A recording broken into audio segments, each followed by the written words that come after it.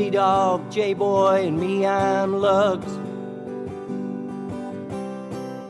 Our pride and joy is pumping our mugs. Be careful, kids, it could get rough. We're flipping our lids on sports and other stuff.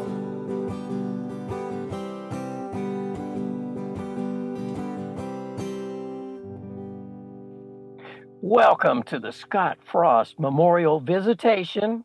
I'm Lugs.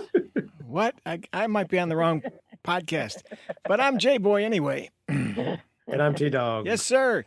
We're talking college football. Northwestern, now ranked number 1. Did you guys know that with their shillelaghing of Nebraska on the Emerald Isle? Sure then they are. Just kidding. Nebraska coach Scott Frost will now become a villain in Batman movies like Mr. Freeze. Maybe? Hey. Plus, Aaron Donald is a knucklehead, and Jimmy Garoppolo will now probably get a bobblehead. All right, Lugs, T-Dog, good to see you, boys. Oh, how the mighty have fallen. The Nebraska Cornhuskers, once a New Year's Day bowl giant, winning multiple national championships. Woo!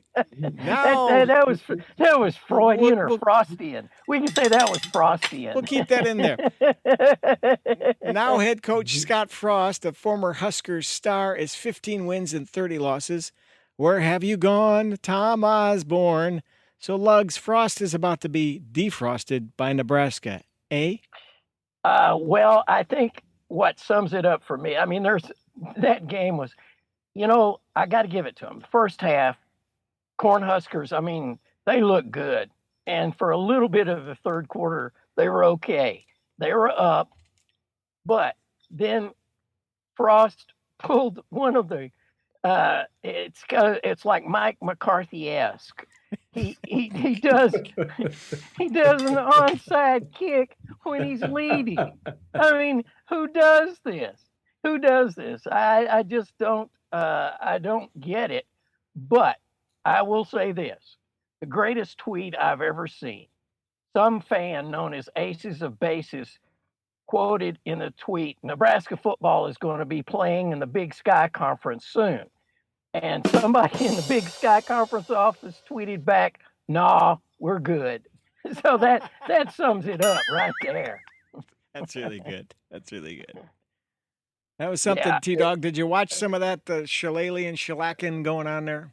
Yes, taking up place in Ireland. It was and you could tell I don't know how many major plays it did affect, but you saw multiple times during the game players and referees fall down because obviously their cleats weren't probably correct for what they were playing on the playing surface. So I think it was a factor to some degree. I don't know if it changed the outcome of the game, but it's just, in that third quarter, Northwestern scored 14 unanswered points. They're up, I believe it was 28-17. And they onside kick it. They had all the momentum. They onside kick it. And the Wildcats, Andrew Clary, I mean, he recovered it, and Northwestern scores on that possession, and they cut the lead to 4 on Nebraska, and just Nebraska in panic mode. Casey Thompson, I got to say this, he played well overall for the Nebraska, the quarterback, but that early fourth quarter pick that led to Evan Hall getting the 3-point lead. I mean, he led too much on his receiver. That was one of the other turning points. And just, this is the part that scares me, I guess, looking at it down the road. I mean, obviously, this was a death nail for him anyway. They allowed Porter and Hall, the 2 running backs for Northwestern, to run for 213 yards combined. You look at the back half of their schedule, they play Illinois, Minnesota, Michigan, Wisconsin, and Iowa. And all those teams want to run the ball. All those teams just want to run the ball. You're looking at 5 losses there, right? Easy. I think I only see 4 wins because they also play Oklahoma before that gauntlet of teams. The only bowling that this team will be doing is on Tuesdays. So league night, League night. So Whoa, it's I like it. So, and you know what? Frost is probably pretty good. We're going to try to look at silver lining. He's probably pretty good at bowling, right? He's got pretty good biceps. I mean, it looks like he could heft a 16-pounder, maybe. You think? Yeah, he has his own ball, right? That he brings in. It says what Frost, is it? Frosty. Yeah, it's transparent with a big piece of corn in it. So big piece of corn in it. Yeah. But it was fun to see that game in Ireland, wasn't it? It was fun to see that. Yeah. Empty seats, though. A lot of empty seats. Well, those were empty because the beer became free at one point because the credit card machines went down. So they just said, they put people on the honor system. We'll give you beers, but please come back. And so at that one time when you could see that shot in the third quarter where it was a line, it looked like people leaving the stadium. No, that was the line for the beer. They were getting Guinnesses. Can't get too far from that. But also, Northwestern only had 3 wins last year. Think about that. This is really bad for Frost. Oh, yeah. I mean, but if you're Nebraska, how do you gracefully get away from him? I mean, he is a beloved former player, although, love only goes so far when you're getting trounced by no-name teams.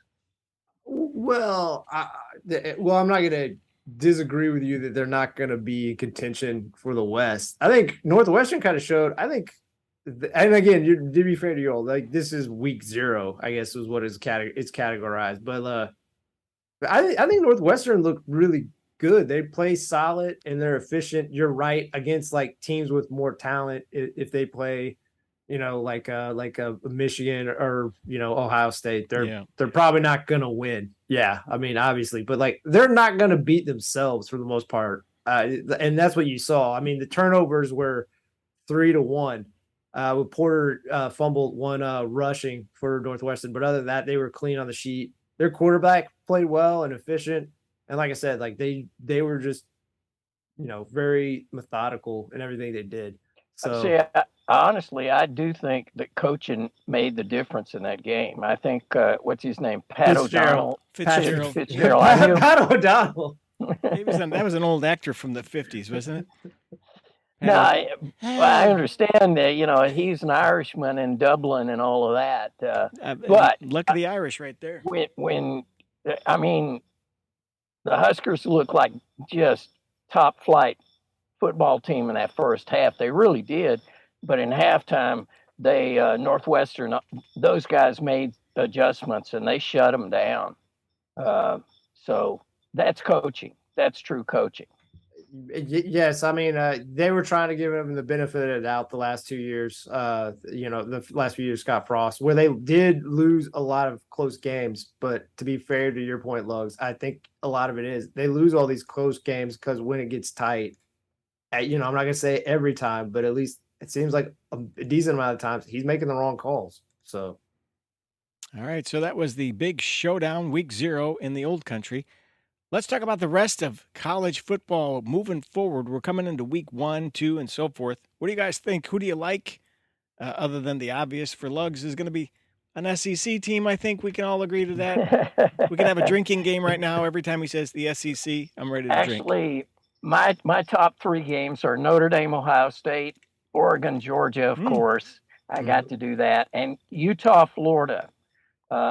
I'll start just a little bit with the Notre Dame, Ohio State. I mean, obviously, Ohio State should win the national championship this year, I think. I mean, my goodness, look at just the players, the array of players. Now, I know I'm known as an SEC guy through and through, but it will be interesting.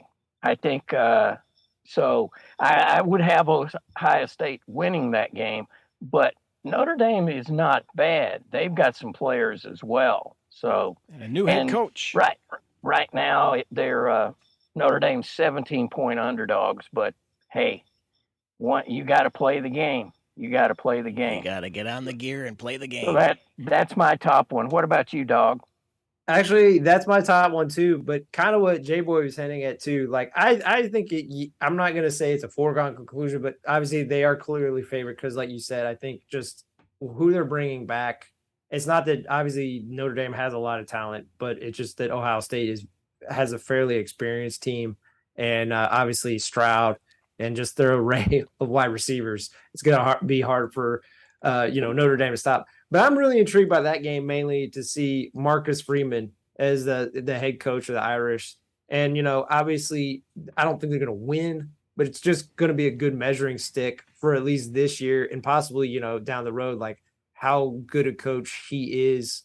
Like if they really put up a fight early on, like it'll just we'll see.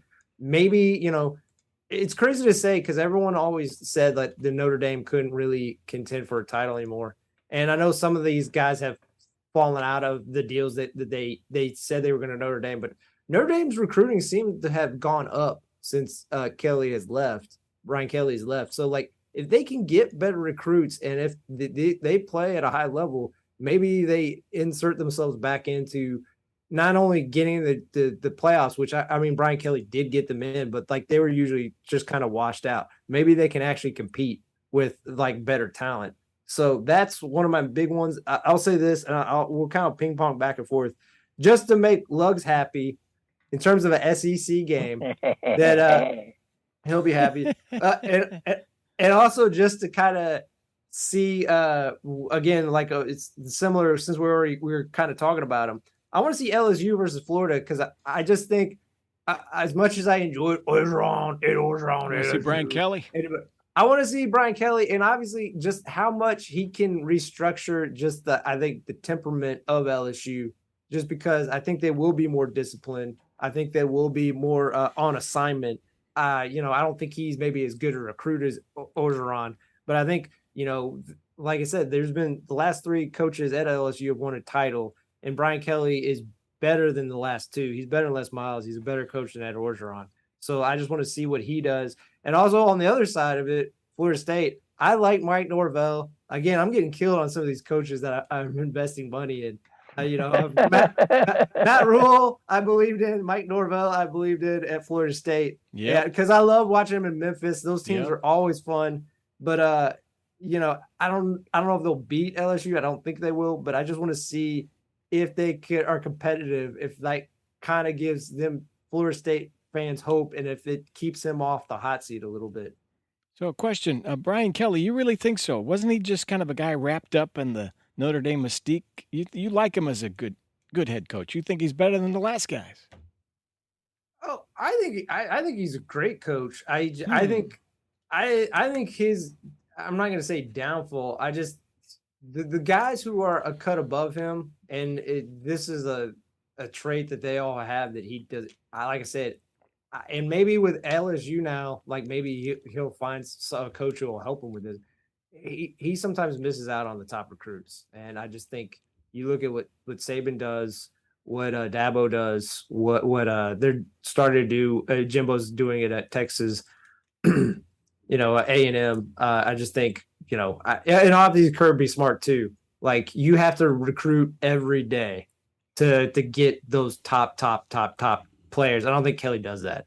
So I think, Lugs, that Brian Kelly's just waiting for Nick Saban to retire and take over the ascend to the top of the cream of the crop of the SEC. What do you think? Now, if you want to, make those wild ass predictions this early, I got to go with Dabo. Dabo going to be in Bama. I will almost guarantee you, Dabo. All right. But as far as coming up here Thursday night, I mean, at least we've got football to talk about. That's what I'm liking. Thursday night, West Virginia Pitt. That should be a good game. That's always been fun. Yeah. So I look forward to that. Obviously, Kenny Pickett is at Pittsburgh now in the NFL, and we'll get to that. But West Virginia is always great on offense, and they'll be better on defense. So this one will be a fist fight. I love a good just slugfest. Plus, they dress up that scary looking mascot dude, don't they? The Mountain Man. Mountaineer. God dang, that guy's scary.